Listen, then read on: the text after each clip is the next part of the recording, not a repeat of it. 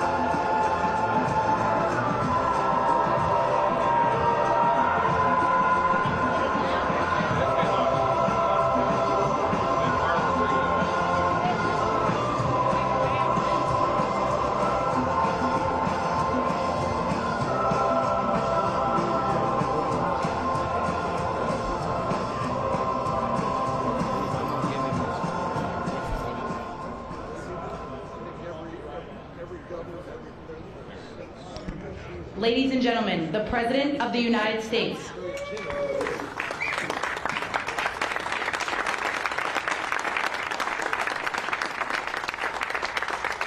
Hello, everybody. Thank you very much.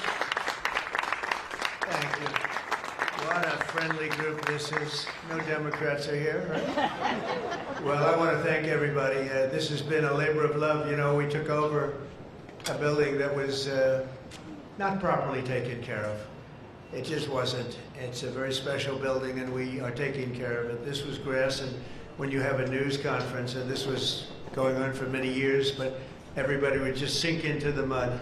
It was extremely luxurious grass, especially when it was raining, because you'd go down about 5 inches into the mud.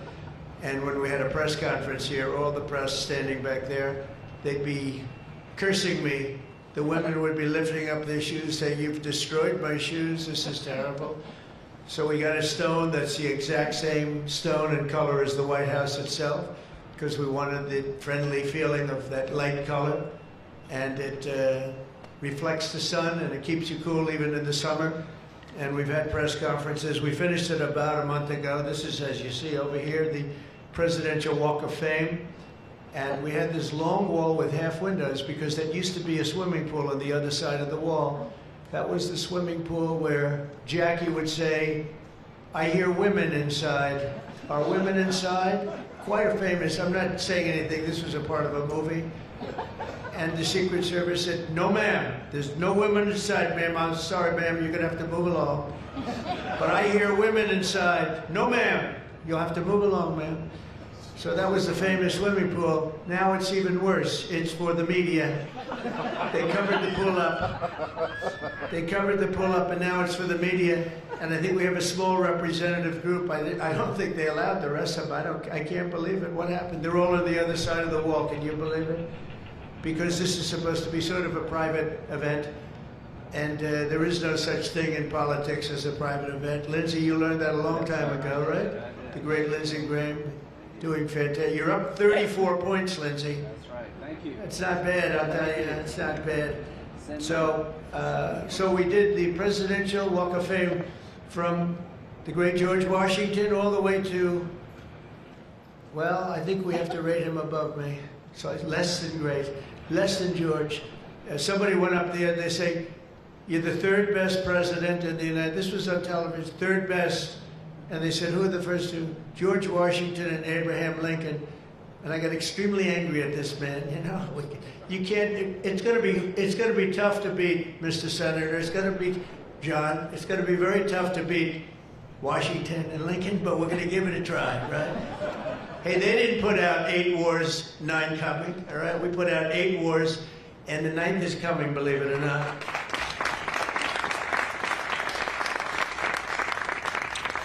So I just want to say it's great to be with you. And when we're finished, later on, we're going to have a little quick lunch, and they do great food at the White House.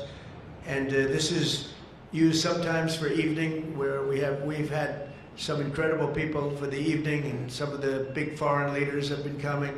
And most excitingly, on the other side, you see the fence and the wall. We're building a world-class ballroom. You know, for 150 years, they've wanted a ballroom here. We don't have a ballroom. We have a little cocktail area, but we don't have a ballroom.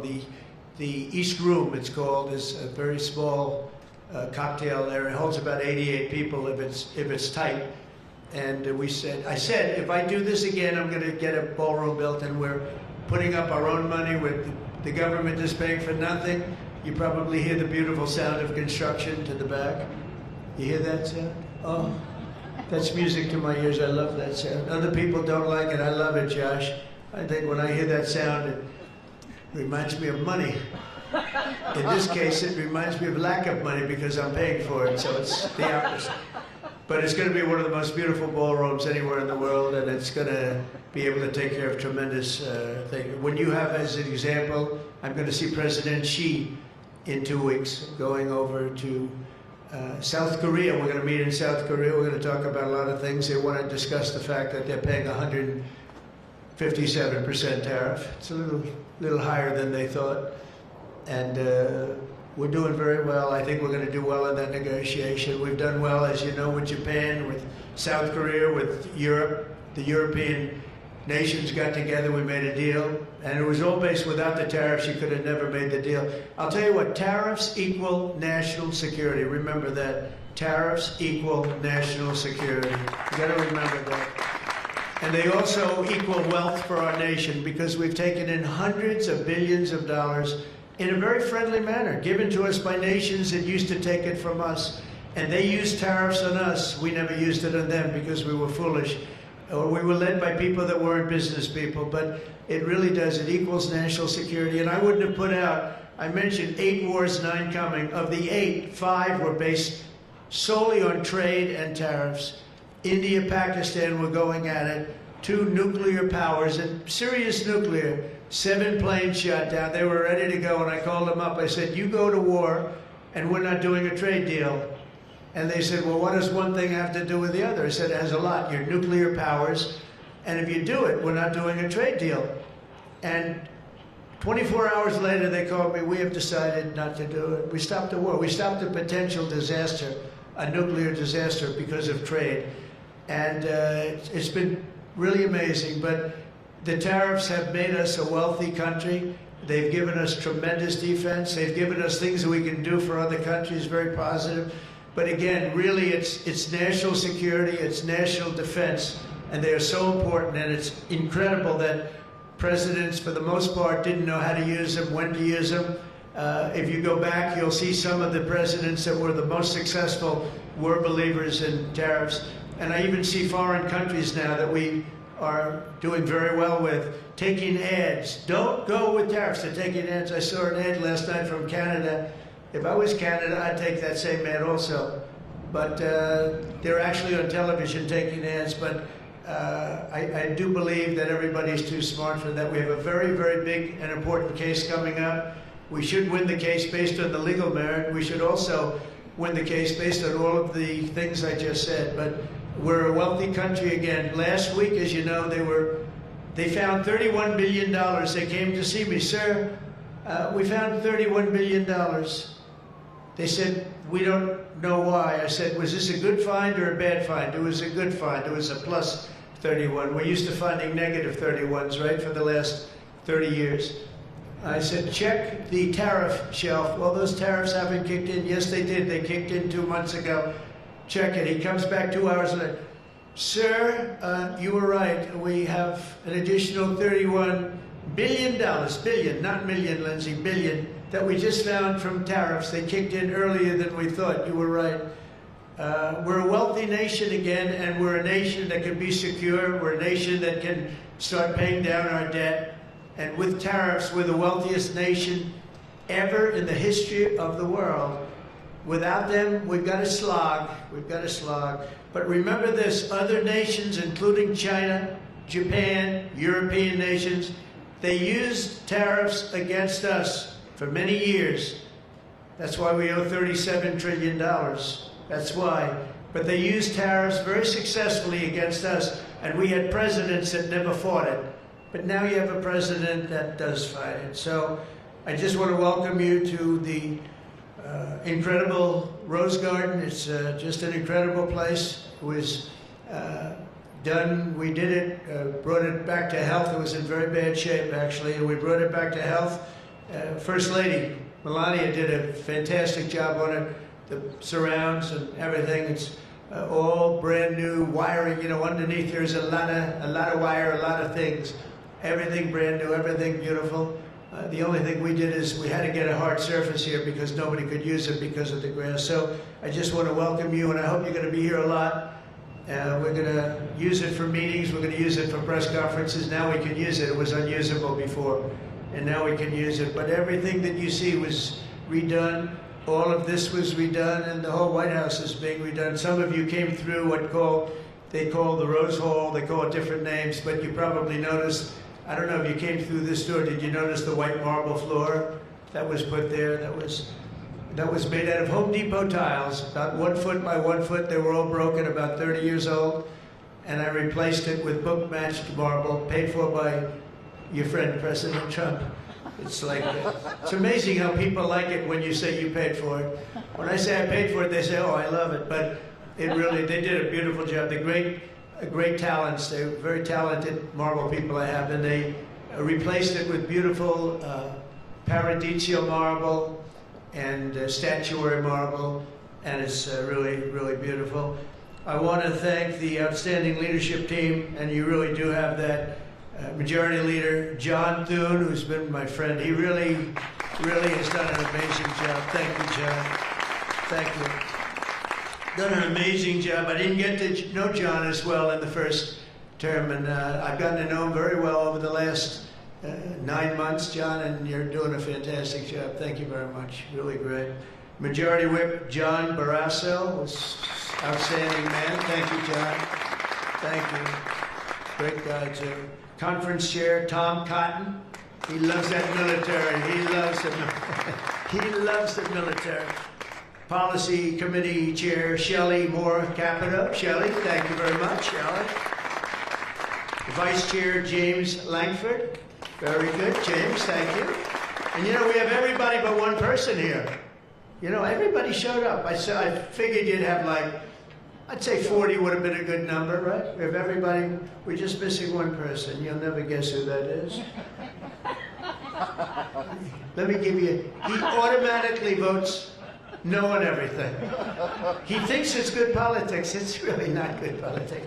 He's an automatic no. But I don't know. Look, if he wanted to come, I'd probably let him come, right? I'd let him come. Begrudgingly, but would let him come. And National Republican Senatorial Committee Chair, an unbelievable guy, Tim Scott. You know, Tim, I shouldn't say it because it's so, I don't know if it's going to go. But Tim ran, and he was very effective and very good, but he was on the debate stage and everything else, he was good just because he's good. But he wasn't as good as they thought he was. And when he got out of the race, he endorsed me almost immediately. And I used him as a surrogate. And I wasn't sure if I should because, you know, sometimes I want a total lunatic to get up and fight for me. And Tim is a really good person. So I wasn't sure. And I put him on the stage, and he ripped the heart out of everybody. He was so brutal. He was so unbelievable. It turned out to be absolutely one of my best surrogates, and it includes a lot of you people that were here. You were all surrogates. But Tim ripped these people apart. And after watching 2 or 3 times, then I wanted him all the time, right, Susie? I said, I want Tim Scott, get up there. But he was so good, and I said to him, Tim, when you fought for yourself, you were much different. When you fought for me, you were a tiger. You were like unstoppable. You were, really was. You all saw that. What's the difference? He said, I've never liked selling myself. And I love selling somebody that I really do believe in. I really believe in you. And I just felt that way. And it was so nice the way he expressed it. And I want to tell you, you are a champion. You are a winner, and congratulations. Thank you very much. I never love telling that story because I'm not sure if it's a good or a bad story, but I'm telling you, you are an amazing guy, and you fought for me so hard, and I really appreciate it. You got to be my #1 choice, Tim. So something happened. I appreciate it. And you're doing great doing what you're doing right now. I also want to thank the entire Senate Republican Conference for your tremendous work on confirmations. Boy, did we have a couple of weeks, huh? We had some, I signed like 150 of them, and I didn't use an auto pen, by the way. I signed. You know, when you're signing these important, like a general getting approved from 3-star to 4-star and all of these different things and big confirmations and, you know, big stuff, you really have an obligation to actually sign it, I think. You probably noticed right there, number 46, we put up, right? We put up a little bit of an auto pen. We have 46, we have 45, we have 47. It's very interesting. You have 46 as an auto pen. It's up there. It stays up there. People like it. It's probably going to stay up there for a long time. It's true. And I know you're looking into that. And by the way, the auto pen person said he never spoke to Biden.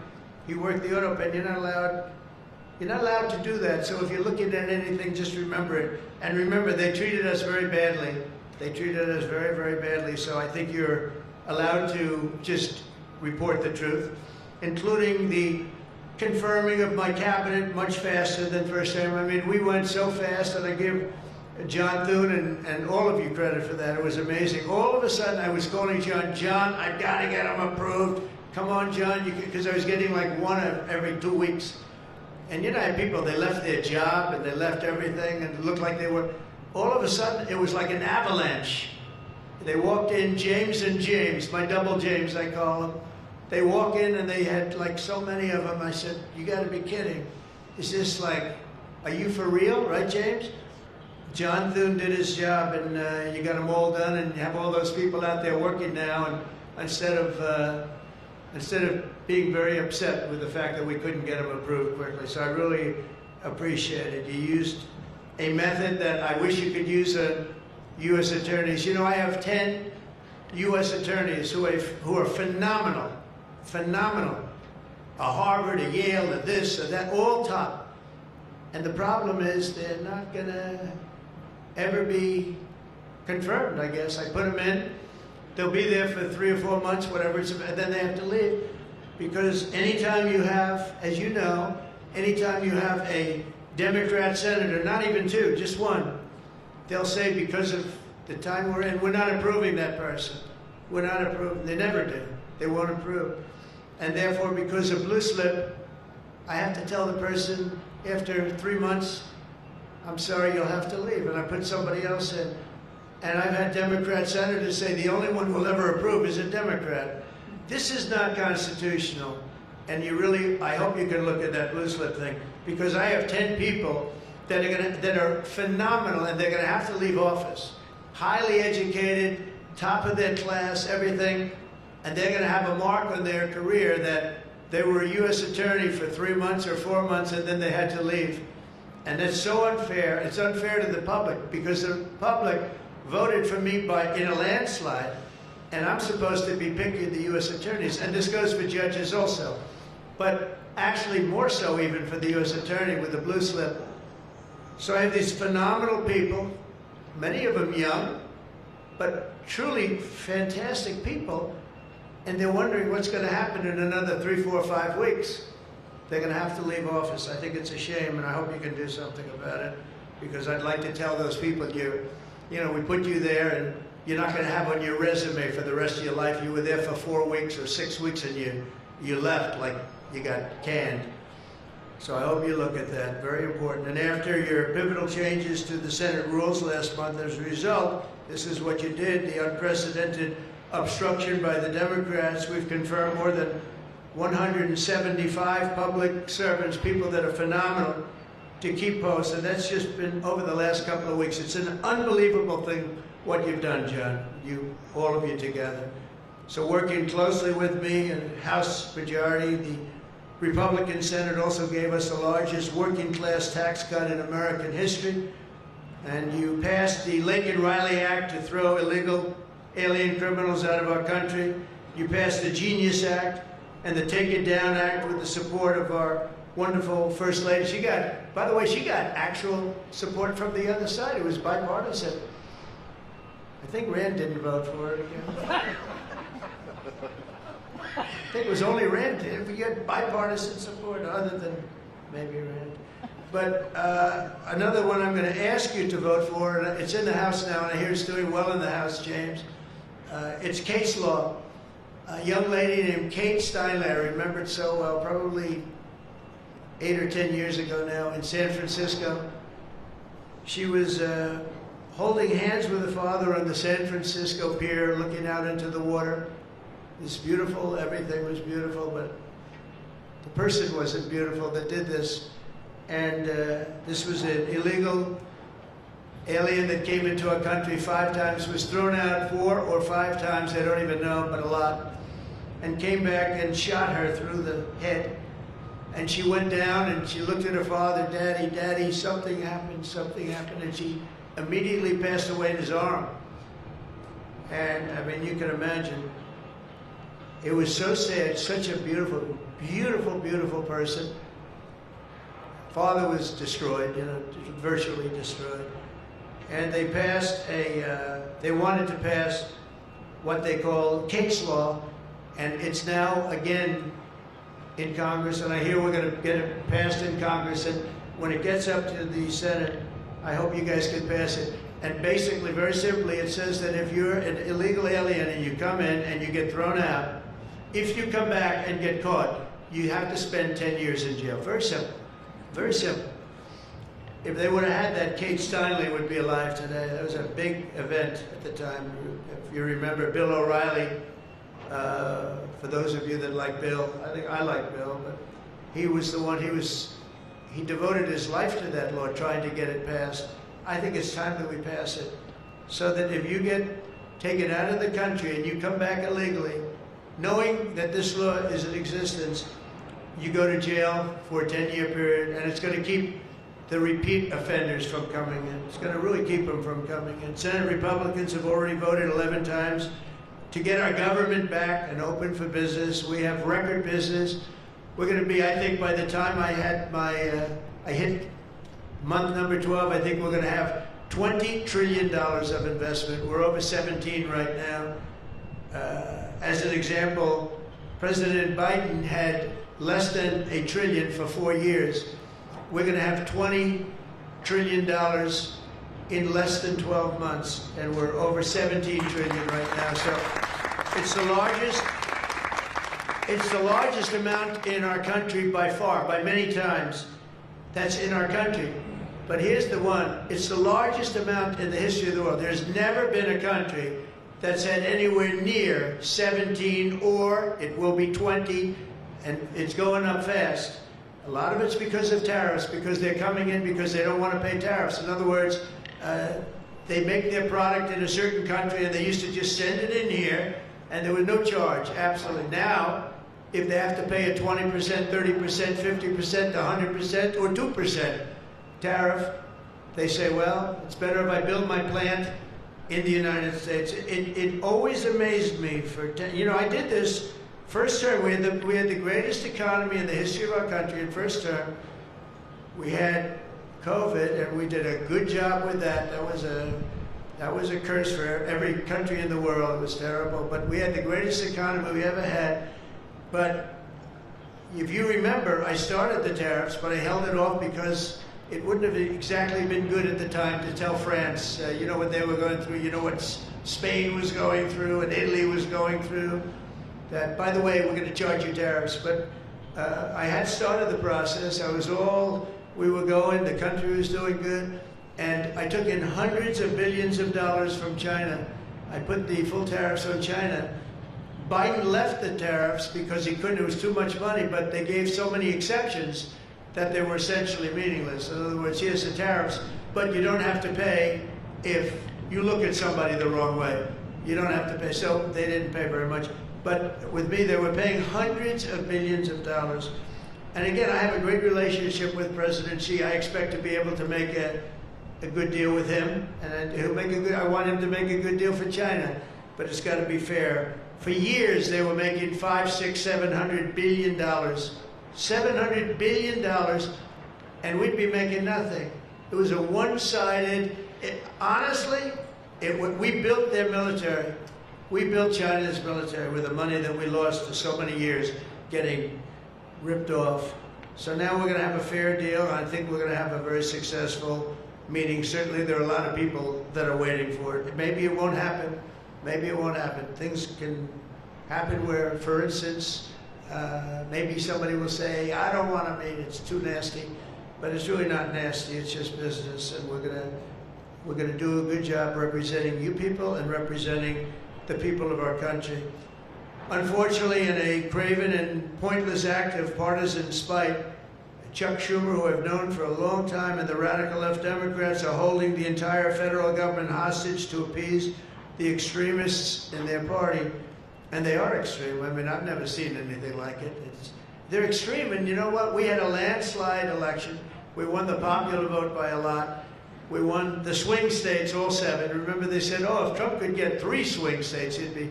And, well, I didn't get 3, I got 7. We got all 7 by a lot, by record numbers. We won the Electoral College, 312 votes. They said, it's very hard for a Republican. It's harder for a Republican. Although now I think we've swapped it. I think it's now harder for a Democrat. Because if you see what we've done with the Hispanics, with the black workers and black men, and recently a poll came out with black men and women were doing so well. You know, they want security. They don't want to have their city destroyed. Women in Chicago, beautiful black women walking around with red MAGA hats because they don't want to be mugged and shot and everything else. And then you see a Democrat get up and tell you how safe it is in Chicago. You know, they've had, in a fairly short period of time, 4,000 murders. This is over a short period of time. 4,000 murders. And they had a holiday where they had 28 people killed and almost 100 shot. And then you listen to this guy, Pritzker. I've known the family for a long time. They threw him out because he was no good, and he became governor. He's got money through the family. He didn't make, he got money through the family. But they threw him out, he became governor. I said, I wonder how he's gonna do. It's a crime palace, it's a shame. And you know what we did in DC is unbelievable. You people, you can walk down the middle of the street, Mr. Senator, you can walk down, you can have your wife meet you at the restaurant and she's not gonna be accosted, shot, beat up, raped. It's unbelievable how bad it was. It was one of the worst in the country, and now it's stone cold. I don't say the word perfect, but it's pretty damn close. And you know, they used to have, they would average more than a murder a week in Washington, D.C. This is just before we got here, a murder a week. Think of that. The capital of, in my opinion, the capital of the world. They come from Iowa, they come from Indiana, they come from Florida, and you call up the parents, I'm sorry, sir, your son has been shot and killed. We have no crime here now. We have no crime. And the National Guard has been unbelievable, the job. Unbelievable. And you know, it also looks better. I do a tour, I hop in that beast. I feel very safe in the beast. The windows are this thick. But I hop in the beast and I tell the Secret Service, let's drive around town. I used to do that myself. I could drive myself around. I actually like that better. But now I don't think it's a good idea. But we drive around in the streets. The place is looking much, the grass is good, the fences are down, there's no tents, there's no anything. We are looking like it's just a whole new look, and the most important thing, there's no crime. And we're gonna fix the roads, we have great pavers. We're gonna fix the medians in between the roads, which are half of them are falling down. We're gonna take some of the tiles off the bridges, the tunnels that you have. They've been up for 40 years, they're rotted. And we'll put up brand new, gorgeous white tiles like it's supposed to be. But this place is looking really good, and we haven't even started the real fixing up of the town. We're getting rid of the graffiti. You notice there's almost no graffiti anymore. A lot of that beautiful statuary marble and red graffiti all over it had bad signs up, and it stopped. We've taken out 1,700 career criminals and people that came in through an open border. They came in through Biden's open border, and we've taken them out. The thing having to do with all of the elements in the great big beautiful bill, I'll tell you, it's amazing what we've done. $200 billion in costs for medical. What we've done, $50 billion for rural hospitals. And remember, no tax on tips, no tax on Social Security, no tax on, think of all of these things that we've done. This is the biggest, this is the greatest bill. Social Security, no tax on overtime, but no tax on tips. I got that from a waitress in Nevada. I was making a speech and I'm at one of my restaurants in the hotel I own there. And I say, how are you doing? Well, sir, it's terrible. They're taxing my tips. They're going, I wouldn't have even thought that. And I looked at it, and she said to me, sir, there should be no tax on tips. I said, say it one time more. No tax on tips. I walked outside to the press. I said, there will be no tax on tips. She was right. And we won that state by a lot. That's not a state that we win by that much, David, but we won it by a lot. So it was pretty good.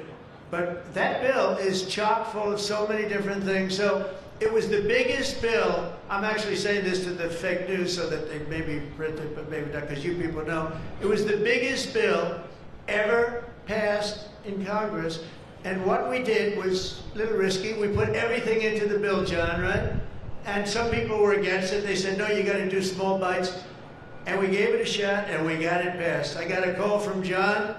He said, it was 3 o'clock in the morning, sir, we have 4 hard no's. could you please call him? I said, what time is it, John? It's 4 o'clock in the morning, sir. So I call up. One of you is sitting right here. I said, Jim, could I say hello to you? It's 4 o'clock in the morning, right? He said, sir, you have my vote. And I said, wow. Then I called up another person. I'll use fictitious names. Doug, could I get your vote? You've got it, sir. Then I called up another one. How about Josh? Can I have your vote, Josh? Because I like Josh. And Josh, who can be very difficult, said, sir, you have my vote. His wife was screaming at him on the other side. Sir, you have my vote. But I called people, and they weren't really hard-nosed. They wanted a little attention, unfortunately, at 4 in the morning. Sometimes I like the ones that don't like the attention, but we'll take it anywhere we can. And we got it passed, right, John? And nobody thought that could happen, because you have a small majority. And how about in the House, we had a majority of 3. We actually went down, after that, for a period of about 2 months, we went down to a majority in the House of 1. And I kept saying, you know, because I'll tell you, Mike Johnson's great. The team, these 2 teams, did you ever see 2 people more different? One's tall, one's slightly less tall. You want to be clear? They are very different people, but they're the same in terms of talent. They did it, the 2 guys, and they get along incredibly well. We all do. We get along great. But we passed a bill. We don't need to pass any more bills. We got everything in that bill. There's nothing else we have to put. We got the largest tax cuts in history. We got the extension of the Trump tax cuts. We got all of these things. And, you know, remember, they lie. They will look at I saw it the other day, they were talking about, I call it the great big beautiful bill, but that's what it is, the great big beautiful, the biggest bill ever passed. And what they say, they make up stories. And I saw they were interviewing a senator, and they said, well, what's wrong with their bill? He didn't know what to say, because there's nothing he could say. It covers everything. He said, death, death. It brings death. Now, if I'm a regular person and I hear that, I say, oh, that's terrible. But it's just the opposite. It brings life. It brings Medicaid, Medicare, Social Security. It secures all those things. And they just are so bad. You know, they said death. It was like death. And there's nothing about death. Theirs is death. Because they're going to lose Medicaid, they're going to lose Social Security, they're going to lose Medicare. All of those things are going to be gone because the whole country would be bankrupt, and you're not going to have any kind of medical insurance. So with us, it's the opposite. And it's a great bill. We don't need any more. And I want to just say from the beginning, our message has been very simple. We will not be extorted on this crazy plot of theirs. They've never done this before. Nobody has. You always vote for an extension. Chuck Schumer and the Senate Democrats need to vote for the clean, bipartisan CR and reopen our government. It's got to be reopened right now. We're not doing that. They are the obstructionists. And the reason they're doing it is because we're doing so well. We're doing well all over the world. We're doing well with the close to $20 trillion that I just told you about. It will be that number, but even if you take it down to over 17, that's a guarantee. We're doing well with everything. Car plants are pouring back into our country. AI plants, we're leading, we're dominating China right now in AI. And I did something that I think you'd like, because we have an old grid, it's a tired grid. It doesn't have the juice that you need to fire up these plants. You know, these plants will need more than double the energy we have right now for the whole country. That's how big it is. And we can't do that. There's no way we can do that. China's building right now 52 power stations. But I did something better. I'm letting everybody build their own power plant, so they'll become like an electric utility in addition to AI. But if they want to build their own plant, and we get their approvals within less than a month, it used to take 5 years prior to rejection. Sometimes a guy in Louisiana, they had one that took 12 years, and then they got rejected. I got it approved in 2 weeks when I got into office. That was the first term. And the plant is up now, and it's been a great thing for the state. I did it twice, actually. I got 2 of them that were dead after 12 years, and I got them approved, both of them, in less than a week. And that's what we're doing. Lee Zeldin, by the way, is doing a phenomenal job, Environmental Commission, I have to tell you. He knows that we have to get them fast, and we're getting them fast. So we're leading China in the AI race by a lot. Under Biden, Democrats voted 13 times for continuing resolutions to keep the government open. And all we want is simply to ask them to do it once again. They always voted for it. They never voted against it. Nobody votes against it. But they do that, and they do. It's partially my fault. I mean, I'm watching you, and I'm looking at all these great faces that I've seen. Really great people. I think with few exceptions, a couple of you I don't like that much, but with few exceptions, great people. And you look at what they do, and you look at the game they play, and it's a horrible game. And, you know, we have the hottest country ever. This is the hottest country anywhere in the world. And I say this, I'm sure you've heard me say it, but I was over in the Middle East, and the King of Saudi Arabia and others also said essentially the same thing. They said, you know, President, a year and a half ago, your country was dead. We never thought we'd see this. And right now, you have the hottest country anywhere in the world. We do. We have the hottest country anywhere in the world, which tells you about leadership, and that includes your leadership. So as you know, my door is always open to anyone. It's not like that AOC, how about her, where she said, she's talking about having rebellions and everything. She said, well, my door is always open, but she's not the leader. I'm sure the leaders felt very nicely about when she said her door's open. Who the hell wants to go into her door anyway? She doesn't know what the hell she's talking about.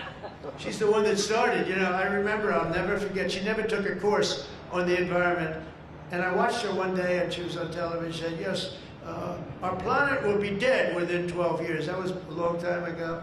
Our planet was supposed to be dead. Remember the 12-year theory? We were environmentally dead.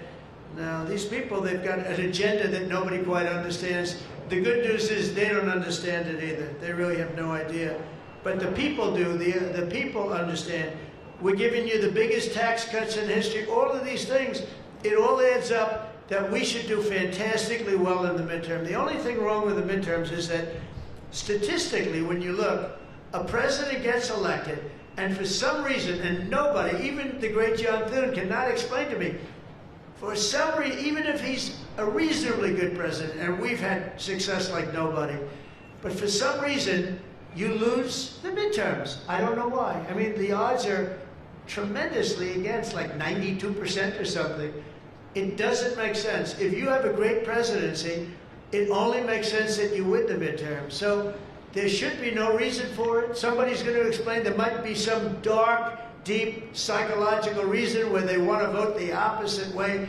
I don't know what it is, but we have to win the midterms. Otherwise, all of the things that we've done, so many of them are going to be taken away by the radical left lunatics. I mean, we're going to end up with a communist mayor in New York. Can you believe it? A communist. Remember, I would always say, we will not have a socialist elected in our country. Remember, I'd say that all the time. And I was right. We skipped socialists. We got a communist elected. So I didn't tell a lie. I didn't tell a lie. I was right. We'll have a communist, not a socialist. But we've already seen the impacts of the dangerous game that they're playing. Democrats are causing delays in our air traffic control system. So important. We wouldn't have had, you know, this Pete Buttigieg, he spent billions of dollars on fixing the air traffic control. They'd use copper wire going into glass wire.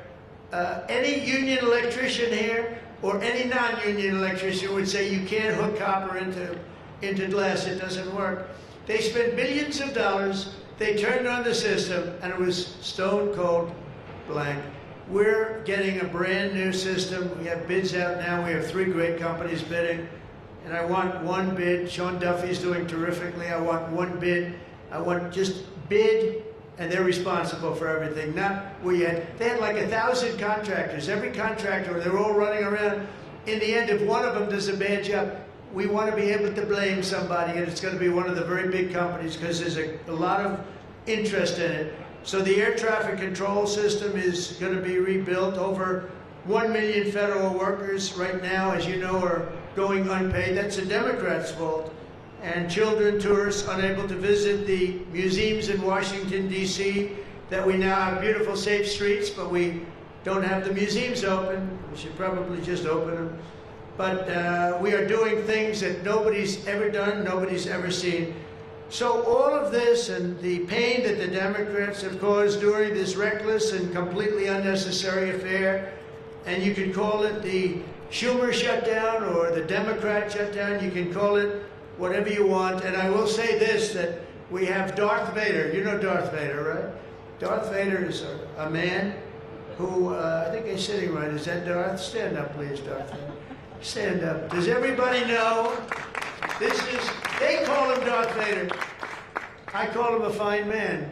But he's cutting Democrat priorities, and they're never going to get him back. And they've caused us, and they've really allowed us to do it. And by the way, thank you. You're doing a great job, I have to tell you. So, really a great job. Because many of the things that they're cutting, like the New York project, $20 billion we're cutting it, they're not going to get it back. I mean, they're not going to get a lot of things back. They may not get it back. Maybe we'll talk to them about it.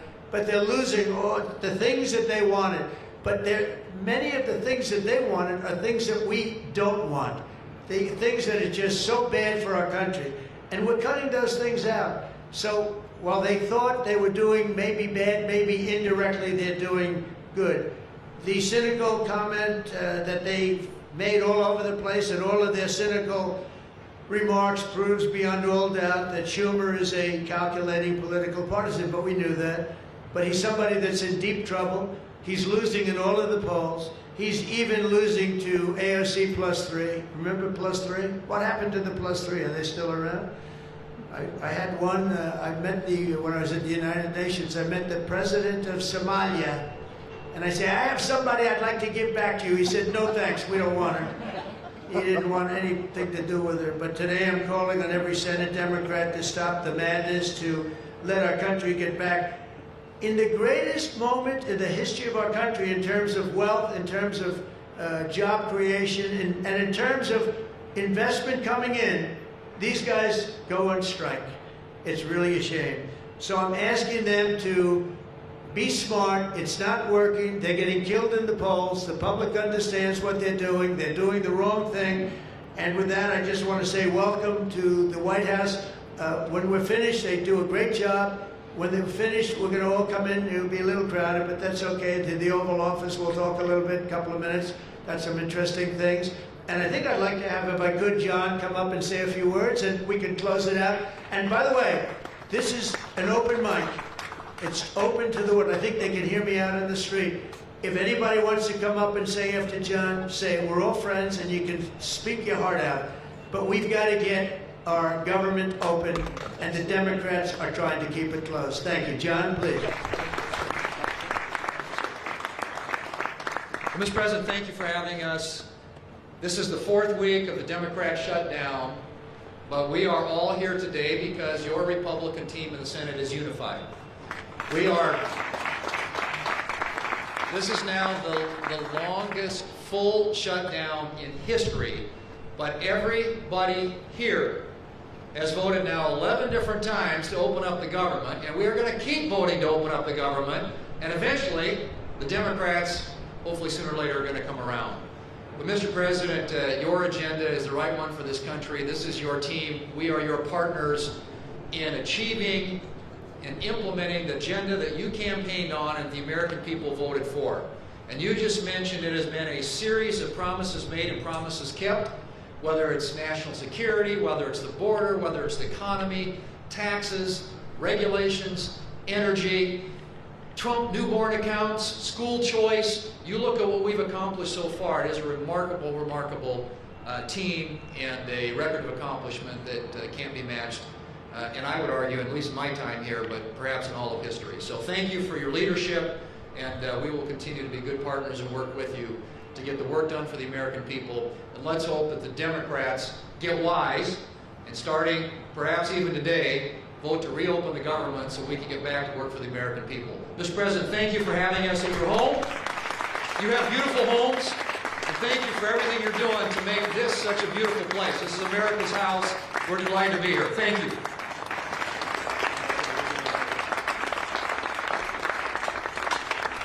Okay, TV, we're done. Lindsay, that open mic doesn't fly.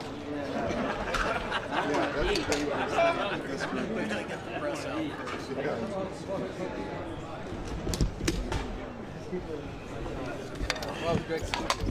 I'm meeting with the Vice Premier.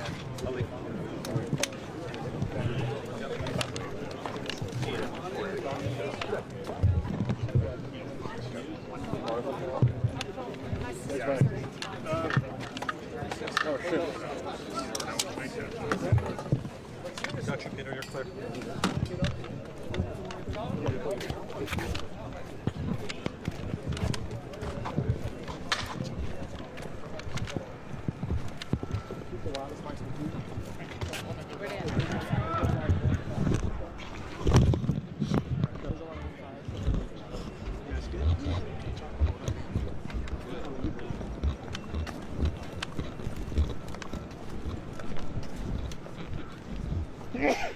Bless you. Thank you. Bless you, sir.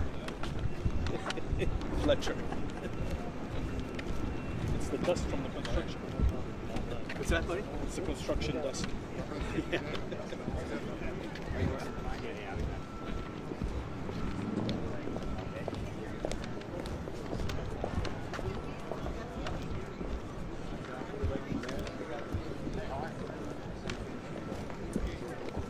Pass it out, please. Pass it out.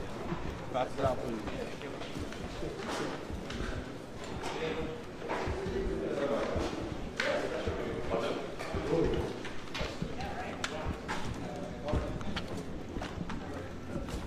I think it's lunchtime. Looks like burgers. Yep.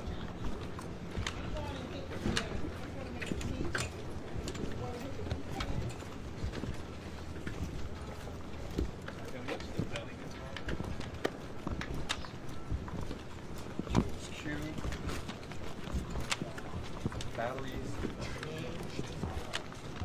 Even though it's past the bad. Certain pods. Lady Bella's is